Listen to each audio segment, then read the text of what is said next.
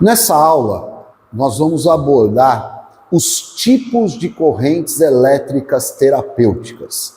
E existe uma relação, obviamente, com os tipos de correntes terapêuticas e os produtos, que são comercializados pelas diversas empresas nacionais, internacionais, de outros países, outros continentes. Então ele é um assunto um pouco denso, mas que clinicamente, eu prometo para vocês, vai ter uma importância sim, e que às vezes a gente precisa esclarecer essa importância não só para o paciente, mas para outros profissionais que estão envolvidos dentro do processo de reabilitação. Então, sabe-se que corrente elétrica é o fluxo de íons, Pensando no tecido biológico, a corrente elétrica é definida como um fluxo de íons. Gente, isso é um pouco chato de imaginar, Porque, olha só que interessante, quando eu falo de corrente hidráulica, todo mundo entende que é um fluxo de água. Quando eu falo de corrente sanguínea, todo mundo entende que é um fluxo de sangue. Mas quando eu falo de corrente elétrica, dá um bug, corrente elétrica é um fluxo do quê? Eu tenho um fluxo de alguma coisa. Eu tenho na corrente elétrica convencional um fluxo de elétrons, mas para o tecido biológico eu tenho um fluxo iônico, elétrons e prótons, íons carregados positivamente. Só que, galera, da mesma forma que a água flui por tubos, conexões, por canos, mangueiras, da mesma forma que o sangue flui por vasos sanguíneos, artérias, veias, capilares, essa corrente precisa fluir por algum lugar, ela precisa fluir por algum caminho, e a corrente vai fluir em um circuito elétrico. Então, o circuito elétrico é por onde a corrente vai fluir. Pensando no corpo humano atuando como um circuito elétrico, Então, se a gente for aqui fazer uma comparação do corpo humano atuando como um circuito elétrico, a pergunta que fica é: quem compõe esse circuito? Esse circuito ele é composto, obviamente, pelo tecido biológico, e ele também é composto pelo aparelho. Ele é composto pelo eletroestimulador. Mas, professor, quem faz essa comunicação entre o tecido biológico e o aparelho? São os eletrodos. Então eu tenho eletrodos que realizam essa comunicação entre o tecido biológico e o eletroestimulador. Então eu preciso de tudo. Eu preciso de todos os componentes para que a coisa aconteça. Então olha só que interessante, se a corrente elétrica flui em um circuito elétrico, os tipos de correntes elétricas, eles possuem uma classificação de acordo com o fluxo de corrente. Vamos entender isso melhor? Eu tenho aqui uma representação esquemática de um circuito elétrico. Nesse circuito elétrico, eu tenho elétrons lá dentro.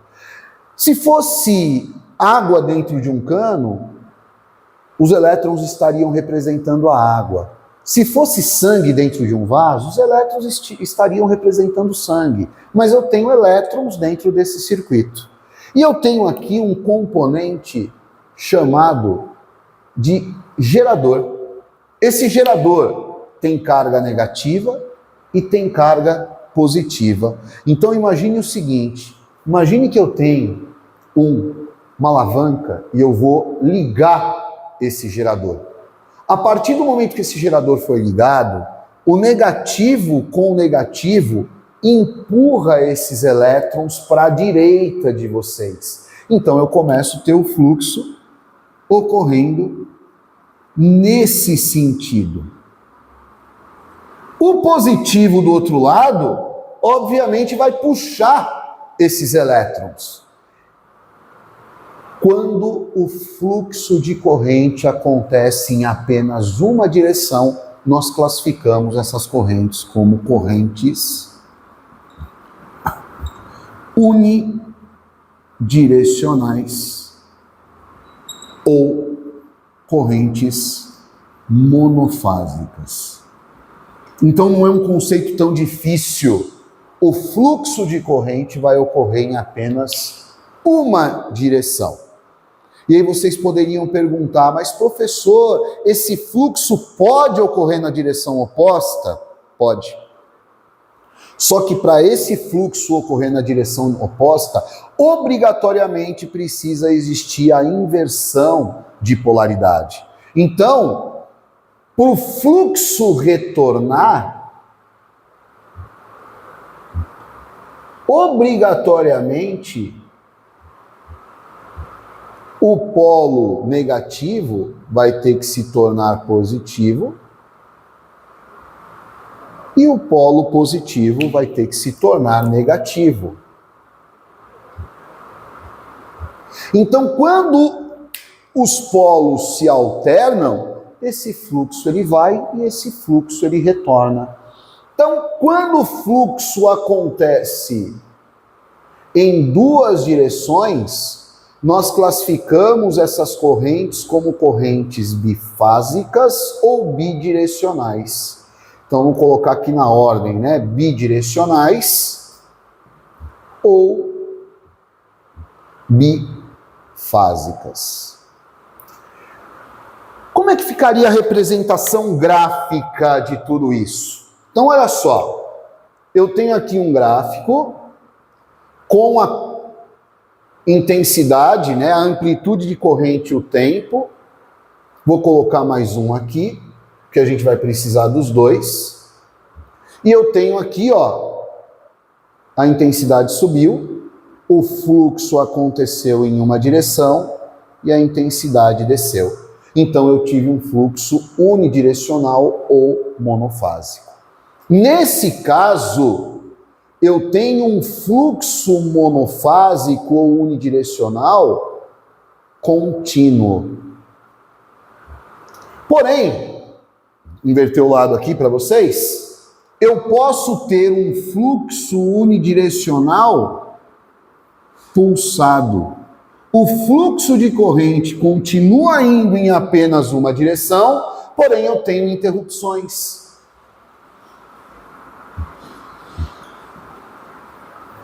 Bom, então poderia sair uma outra pergunta, né? E como é que ficaria esse fluxo bidirecional na interpretação gráfica? Ele ficaria desse jeito, ó. Fluxo foi, fluxo voltou. Fluxo foi, fluxo voltou. Fluxo foi, fluxo voltou. Fluxo foi, fluxo voltou. Então percebam que para o fluxo retornar, se eu tenho uma fase positiva e uma fase negativa, obrigatoriamente precisa ocorrer a inversão de polaridade.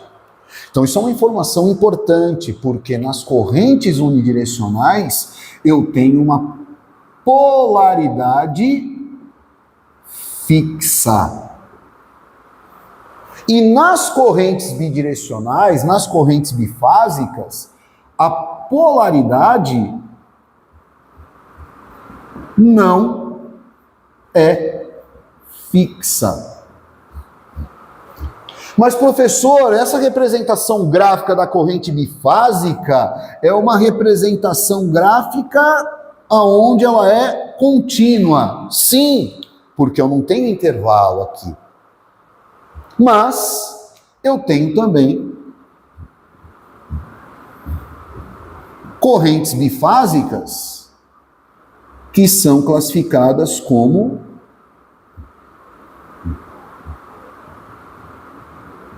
pulsadas. Então o fluxo foi, o fluxo voltou e o fluxo parou. O fluxo foi, o fluxo voltou e o fluxo parou. Então aqui eu tenho ela classificada como pulsada. Tá bom. Então você poderia fazer a gentileza de dar alguns exemplos, né, de como que essas correntes são denominadas comercialmente, já que você está abordando a classificação. No Brasil, não é comum mesmo a gente abordar a classificação. Mas, por exemplo, TNS e FES são exemplos de correntes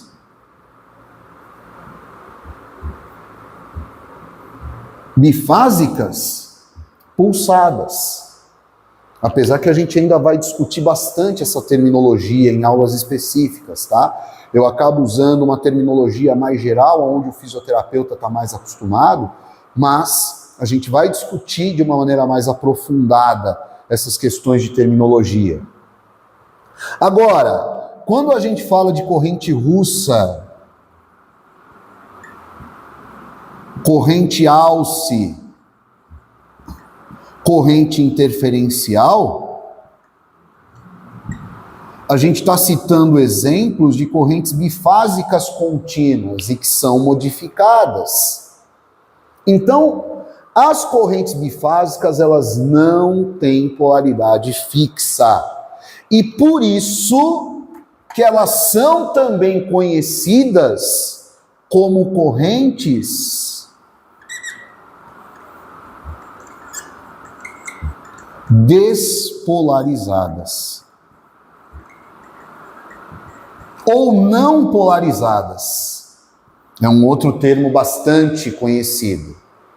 Agora, as correntes unidirecionais, elas já são correntes menos utilizadas pelos fisioterapeutas. Então, a corrente monofásica contínua, que é bastante conhecida, é a corrente galvânica.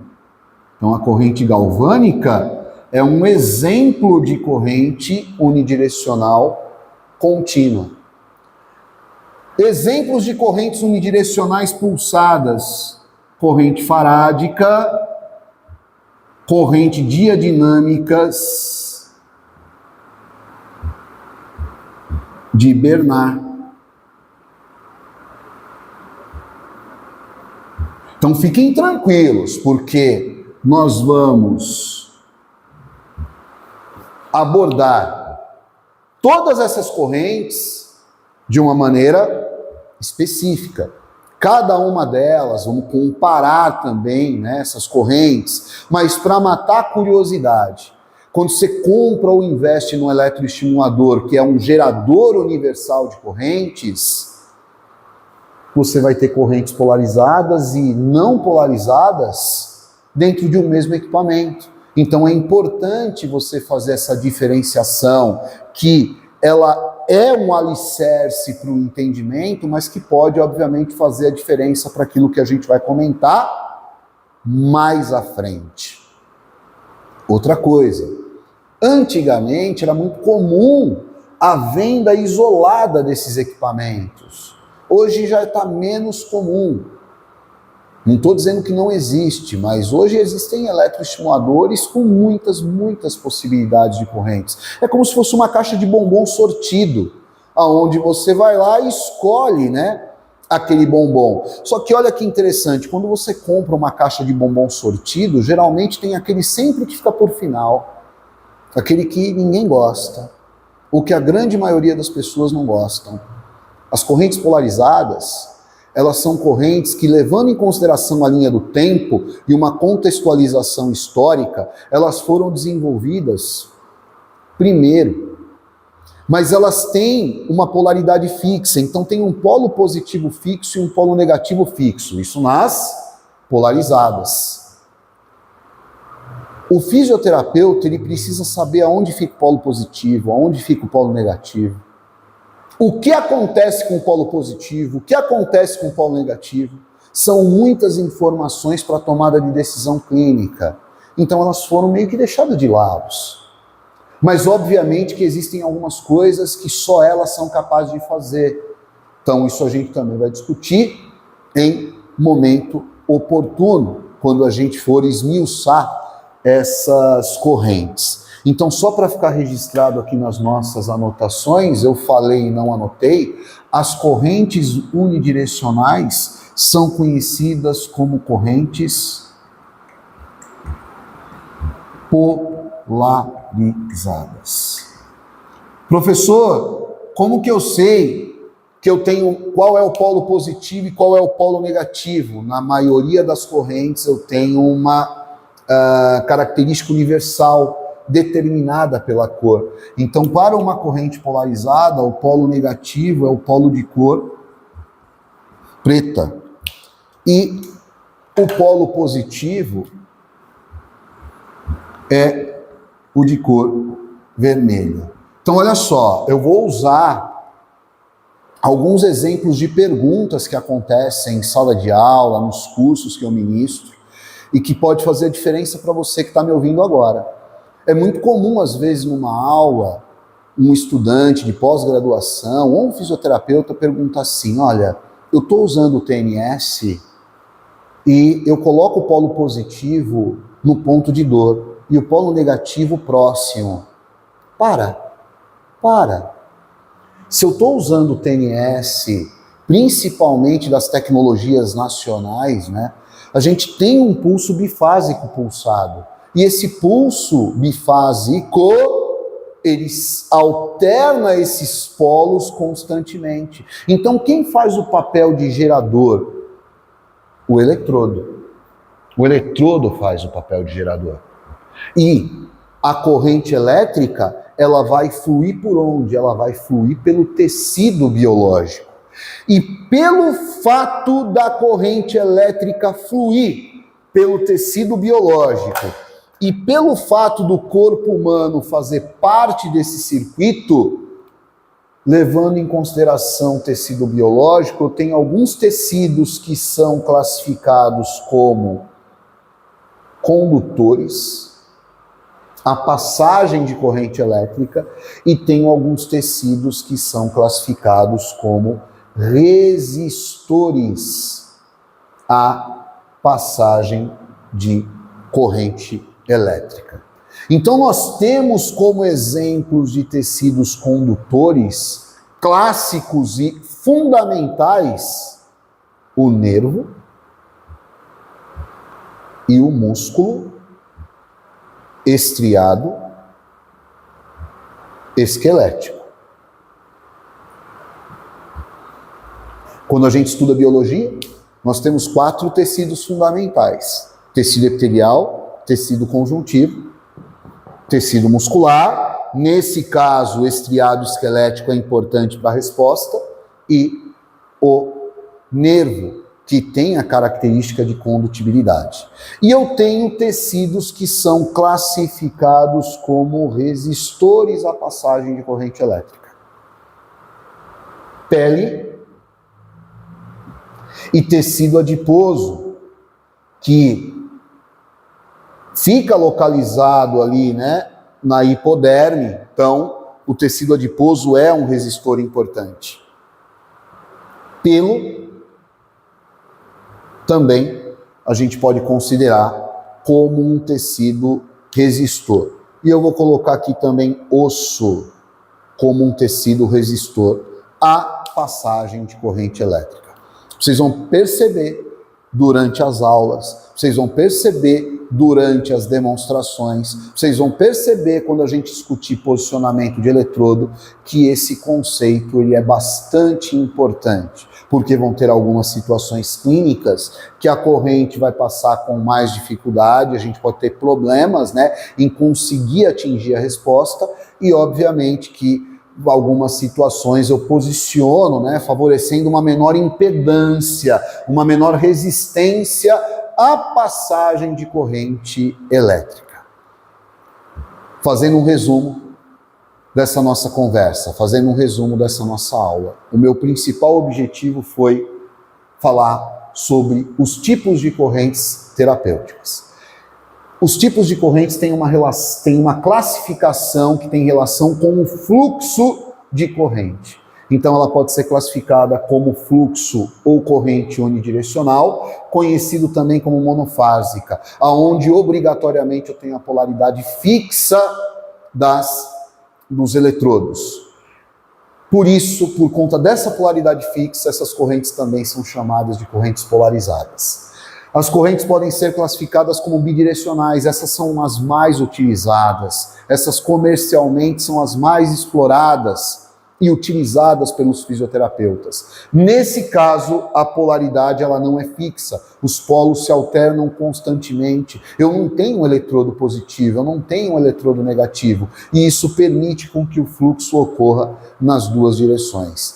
Ambas podem ser contínuas e pulsadas. Como eu falei para vocês, um assunto que tende a ser denso, mas clinicamente importante. Espero que eu tenha conseguido passar para vocês, tá? Esse conteúdo de uma maneira bem didática, e caso você não tenha entendido, volte também, a gente vai disponibilizar nossos canais de dúvidas, tá bom? Forte abraço a todos e até a próxima.